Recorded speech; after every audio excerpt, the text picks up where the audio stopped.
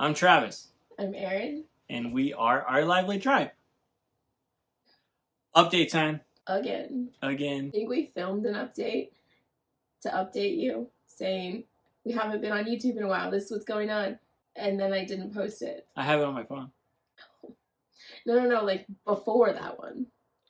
Oh, wow. Before December. Wow, that's crazy. Yeah. All right, so we are in the Outback. We finally finished her. This trailer has been over a year in the making. As hard to believe as that is. As hard to believe as that is. You sounded like Yoda. As hard as that is to believe. As hard as that is to believe. Yeah, man, this trailer was actually purchased for a completely different family. For a lot of different families. It's gone through a lot of hands. I would say 5.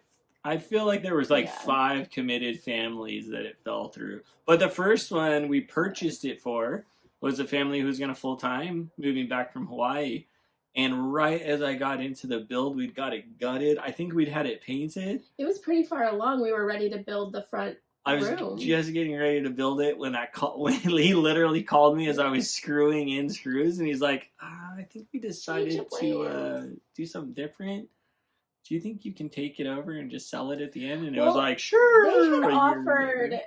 They had offered to let us finish it, but they were like, we're going to get it in our hands and then we're going to sell it.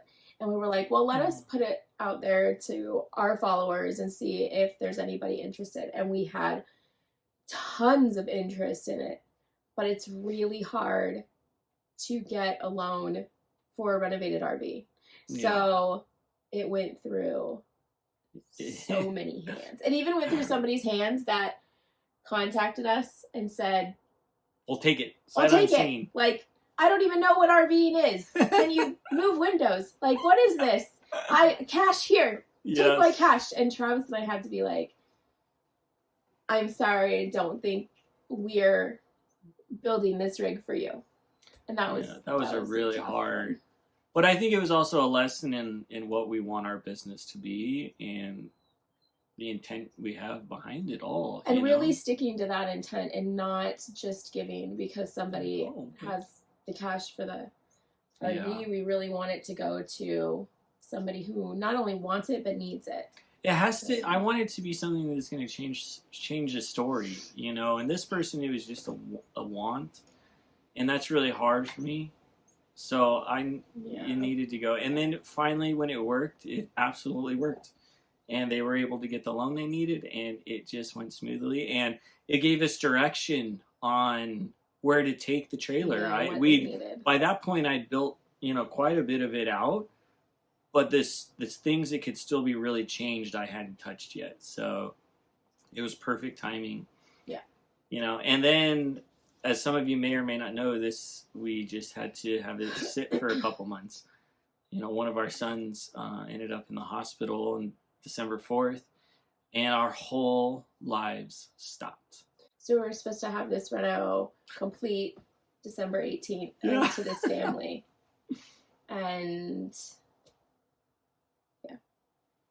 yeah, our whole lives stopped, and this family was so gracious and so willing and so understanding and so loving. And they said, don't even worry about it. We will change our lives and our plans so that you can be with your son. And for that, we'll always hold them dear to our hearts because of that. And with that, it allowed me to, when we got back to the rig, I was able to really put the love and attention that I needed to get it perfect for them. Without that ability, it wouldn't have ended up being what it is. So, it's a win for all of us in the end. Yeah. So stay tuned to the end of this video. We'll do a sneak peek of it. The tour is coming after this video, but we always like to save the RV for the family to see first. And once they've seen it, we drop the full tour on YouTube. So we'll give you some sneak peeks at the end of this one. But yay. Anything else? Is this the end? Not of all time, but maybe just the video. We do have new hats Oh yeah, I love how it merch. just focused right back to you. Yeah, check Look that at out. that. We had some patches made by Get it right. Custom patches. Oh. I don't know. I'll tag them below. But and the link to our merch. So we've got hats and beanies and hoodies and patches if you just want a patch. And all of our stickers are on our Shopify page. So that's fun. Yeah. Anything else? What is your favorite thing about this trailer? There's a lot of favorite things in this trailer. The fact that you added a washer and dryer is like super sick. Like there were no washer dryer hookups in this rig, like none. And you were able to add the water lines for that. There was a perfect spot for it. Hook it up to a vent, and you added a full extra tank underneath it for gray. What? Yeah. Yeah, that was fun. High five. That was a challenge. It was impressive. But it was good, and and I'm so glad because now it's like one other thing to learn and know. Yeah. And yeah, so it was cool. It was tough, and we'll get into all those why that's even here, on the full tour. But yeah, I would say the washer and dryer, adding that feature was really kind of sets it above like, oh man, okay, cool, like it's even more functional. Yeah. So that's cool. I love the loft. I love this entertainment center. I love the backsplash. I love the bedroom. I love the desk. I love the table.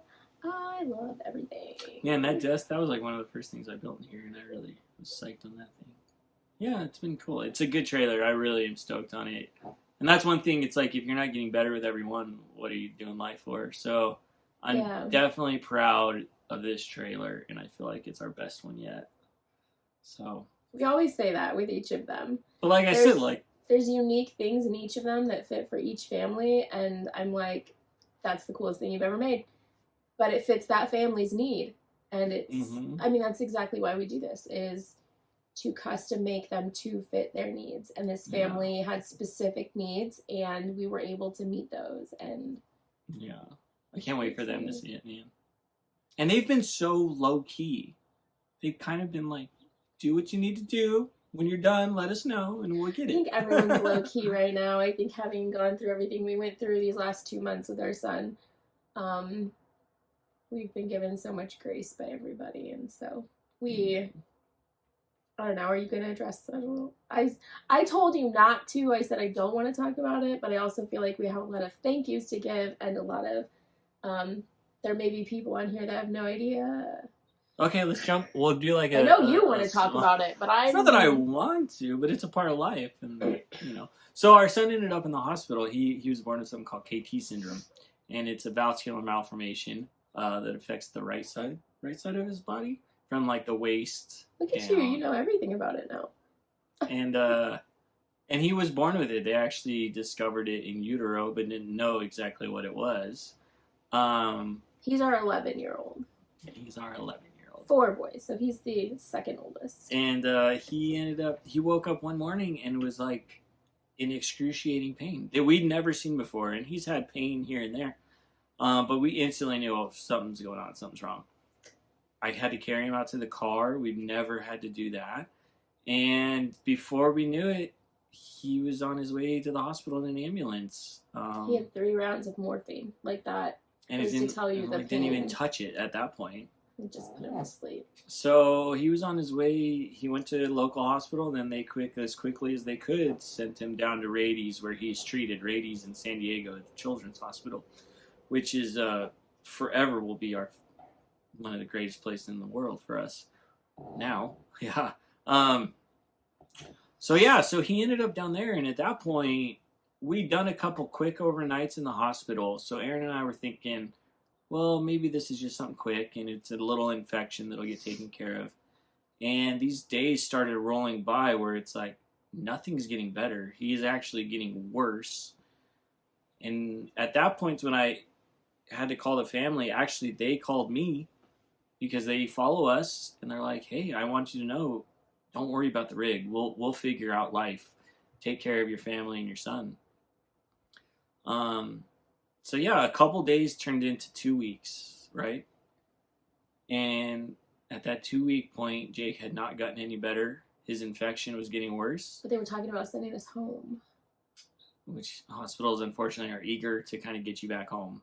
Especially with everything going on in the world. Like, yeah, you can be home, then they want you home. For sure. Well, and his infection numbers were getting better, but his pain wasn't really getting better. He hadn't walked or moved or anything in 2 weeks. He's been pretty bedridden. So, because of his syndrome, clots form very easily. And they know this. But also with his syndrome, bleeds happen very easily. Internal bleeding. So, they had to walk a fine line between watching out for clots, but also not wanting there to be internal bleeding. Well, unfortunately, a clot formed in his leg that we literally just missed by a couple inches in an ultrasound.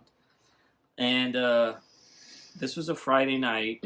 Saturday, he was completely bedridden and slept all day. So Aaron knew something was really wrong. And by that next Sunday morning, I woke up to a phone call saying, Jake woke up. This is what Aaron told me. It's not the whole truth because she didn't tell me the whole truth at the time. Jake woke up. He was having seizures. You need to get down here as fast as you can. And that's what I woke up to at 6 o'clock in the morning. So I got up, got dressed, called my mom, which is another, blessed reason for our lives and being so close with our family. She was able to watch the boys, and I got down to the hospital. Walked into the room where Aaron was, and at that point, I don't know if you knew what had happened. Did you? I'm not sure, but at that point, her and I are sitting in the waiting room, and the doctor comes out and says, okay, Jacob had a heart attack, and we brought him back from that, and then Jacob had another heart attack, and thankfully right now he's stable, but he has a lot of clots that have made it to his heart and to his lungs, and we need to go in and extract the clots out of his lungs before it gets worse or goes to his brain. So at that point, is when I kind of took over the medical side of Jake, and was with him for the next 19 days in the ICU, where they took the clots out, and he was intubated, and after 7 days, we were able to get him out of intubation. And then at that point, you're fighting a completely new fight. So now he's recovering from 2 heart attacks. His lungs have been damaged. His kidneys are damaged. And, so we fought back from that, all while the infection was still kind of going on. So it's kind of hard to even know where to go to. But after 19 days in the ICU, we were finally able to be released, and they got his infection under control. His heart is back to working 100%. His lungs are 100%. But it was a very scary, and to pray to God to save your child's life. More than once.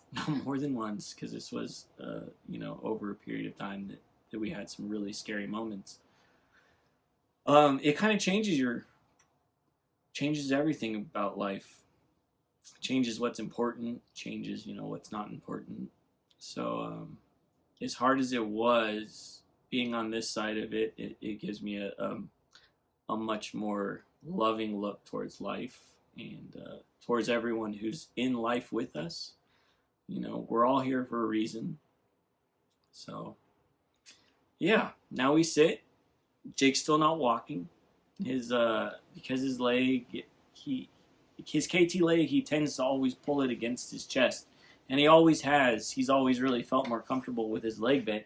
But because of that, the tendons behind his knee became so tight like a rubber band that now they have to be stretched back out. And after all the fighting he's done just to stay alive, he's not quite up to the fight to get that leg straight yet. So we're in a slow battle of physical therapy and getting him back to walking. But he's home and we're home, and that's everything we prayed for so deeply. And we just wanted to be home and frustrated with him again and yelling at him for being annoying and bugging his brothers and saying things he shouldn't and being Jake. And we're back to that, man. So I'm so not ready to process everything we went through, but so grateful to be here and screaming at my kids again and cooking dinner and stressed out about the normal mom stuff is everything that I ever wanted again. So as stressful as mom life is, like, that was all I wanted after 6 weeks in the hospital and wondering what our life would look like, and being able to get back to life again it's so humbling. And it's also weird on that end, like getting back to regular life has been a challenge. Yeah. For sure. Especially like the little worries that come with just regular life. You know, and Aaron and I now, we've gone through something so life-altering, I guess, that those little things that people complain about, we just look at each other and roll our eyes and just like, oh, man. But I was talking to Kendra the other day, and she said that she was having a hard time because they're on such a routine and everything's so scheduled and whatnot. And I said, but how lucky are they that they haven't experienced something in life that has made them realize that they don't have control over everything. And I said, so how lucky are they that they get to live in this blissfulness of having control over their schedule and their life and not knowing how devastatingly hard life can be. And I said, and they'll get that opportunity. Life will come at them one day, and they'll realize that they don't have all the control they thought they had, but how lucky are they right now to have that? Because I would love to live, there's moments that I would love to live naively in a world that I thought I had control over and that it was just rainbows and sunshine. Does that make sense?